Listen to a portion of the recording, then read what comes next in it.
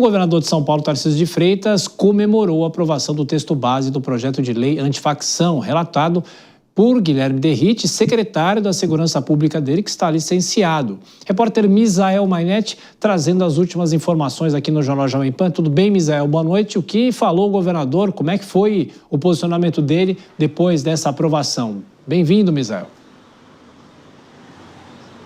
O governador de São Paulo, Tarcísio de Freitas, não perdeu tempo e foi para as redes sociais. Tiago, muito boa noite para você, para todo mundo que acompanha o Jornal Jovem Pan.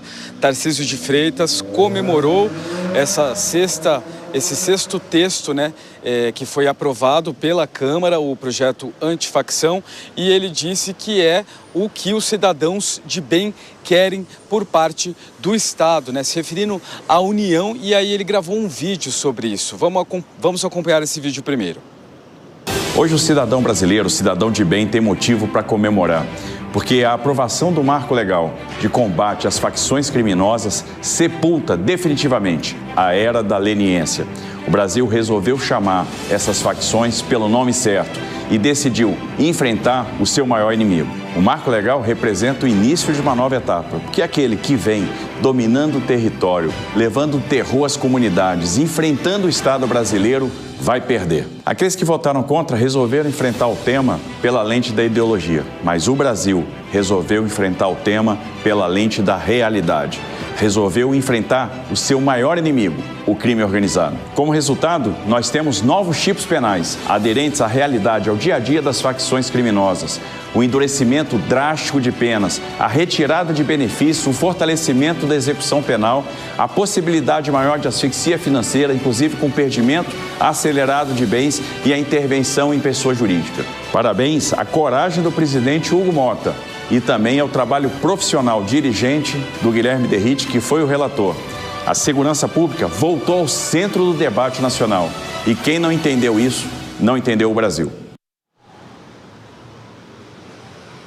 Muito material para vocês analisarem já no estúdio, Tiago, mas a gente percebe aí um discurso direto, de Tarcísio de Freitas, falando sobre cidadão de bens, falando também sobre cidadão de bem, falando também sobre fazendo uma meia-culpa sobre a nomenclatura, dizendo que agora a gente tem a classificação correta de facção criminosa, muito embora Guilherme Derrite tenha tentado bastante aprovar o termo grupo terrorista e depois batendo na tecla sobre a tipificação de crime, o endurecimento de penas, e a gente vê esse alinhamento político, ele que parabeniza Hugo Mota, que é da mesma sigla do Republicanos, e também parabeniza Derrite, justamente ele que é secretário de Segurança Pública, que se licenciou e voltou como deputado federal para cumprir essa missão, então dando os parabéns. Hoje, durante o Jornal da Manhã, edição regional no interior de São Paulo,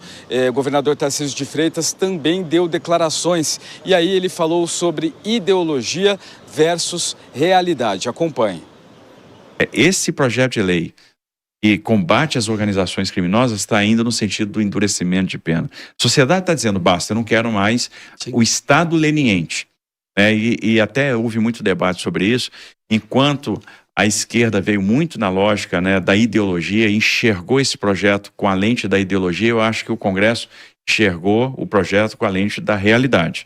Estão procurando dar a resposta que o cidadão busca, a resposta que o cidadão quer. E o cidadão quer bandido na cadeia, porque o bandido bom é o bandido preso.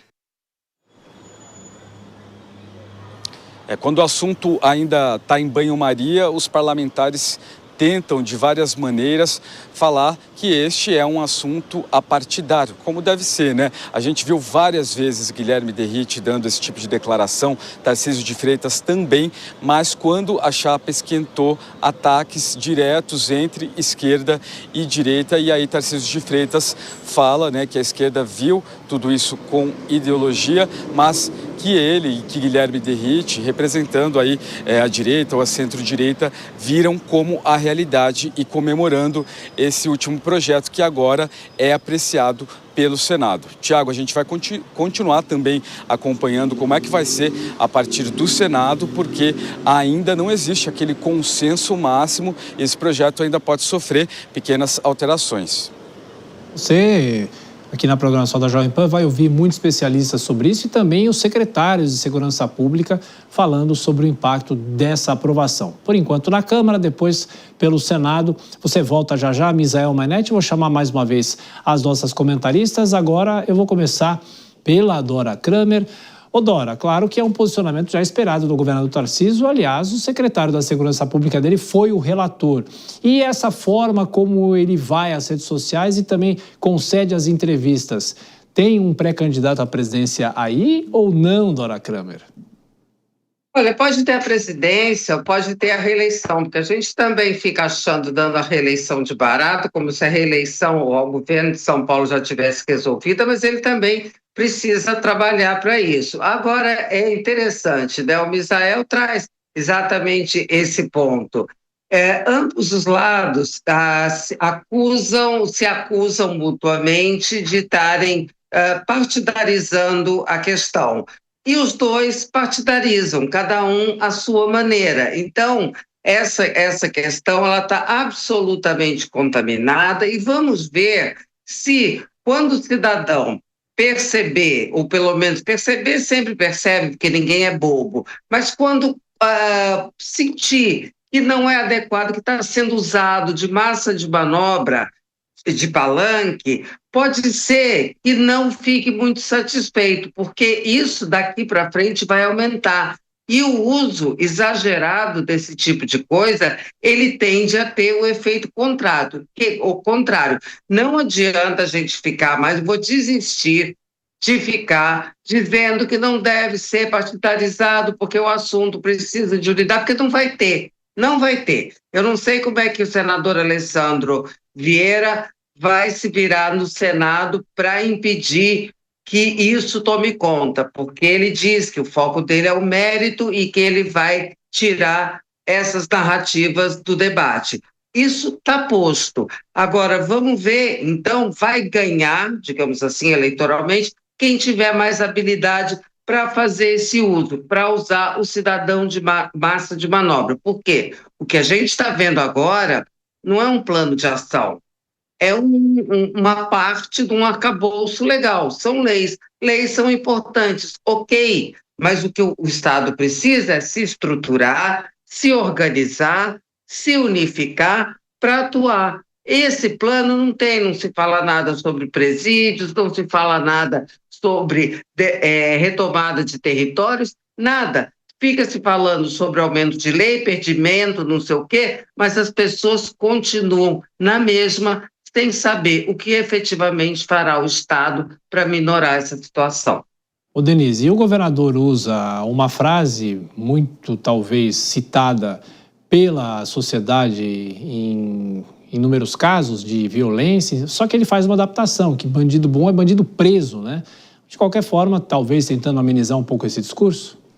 Eu acho que ele tenta também manter esse equilíbrio, né? Porque se tentou caracterizar as facções como grupos terroristas, isso houve aconselhamento, inclusive, do Supremo, que seria uma ilegalidade e inconstitucionalidade.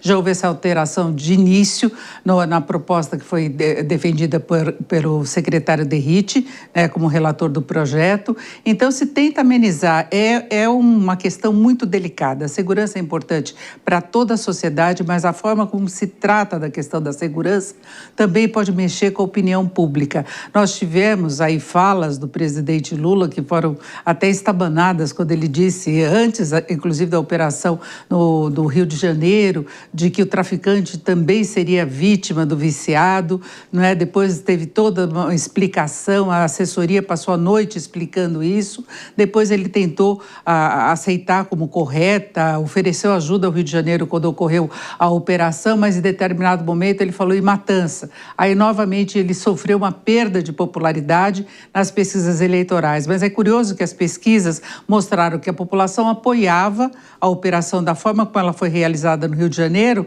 mas a maior parte da população de outras cidades não queria que isso ocorresse no próprio local onde elas moram. Não é? Então, tem essa divergência da forma de atuação. O que a população quer é ter segurança de fato. Isso, como eu já disse, não vai ser garantido apenas no papel, apenas esse projeto a ser definido. Agora, eu acho que ele pode tramitar até com urgência. A Deise tinha falado há pouco que talvez acabe emperrando, porque a gente está chegando no final do ano, mas o Congresso também quer mostrar uma resposta para a sociedade. Então, entregar esse projeto e depois deixa para os governantes lidarem com essa situação na prática. O Deise, a gente fala muito sobre 2026. No Chile, a gente teve a eleição no primeiro turno agora. E no Chile, a segurança pública veio em disparado, bem na frente de economia e de outros problemas. Claro que esses problemas também foram debatidos, mas será que aqui no Brasil, claro, são países diferentes, né, de contornos diferentes, mas será que teremos essa questão da segurança pública talvez no topo da lista? Eu acredito que sim, Thiago. Em primeiro lugar, porque a gente trouxe novamente essa pauta para discussão. Tem que lembrar sempre, o crime organizado ele não pode disputar soberania com o Estado. Esse é um primeiro ponto. E aqui no Brasil isso já tem ultrapassado a linha do racional. O que a direita fez agora, principalmente com esse PL antifacção, foi deixar de lado aquela explicação romantizada, sociológica de segurança pública e trouxe alguns dados que eu considero muito reais e que fizeram a diferença na avaliação da população. Em primeiro lugar, quem protege território é policial. Quem enfrenta crime organizado é policial. Quem morre primeiro quando o Estado falha é policial. E isso não é um discurso belicista, como aquela avaliação sociológica muitas vezes faz pensar. É uma leitura de um dado real. E eu acredito que depois dessa operação do Rio de Janeiro, com a aprovação que houve lá e com os pormenores que a Denise pontuou muito bem aqui, eu acho que teve uma avaliação da população de que o Estado ele tem que se fazer presente, sim.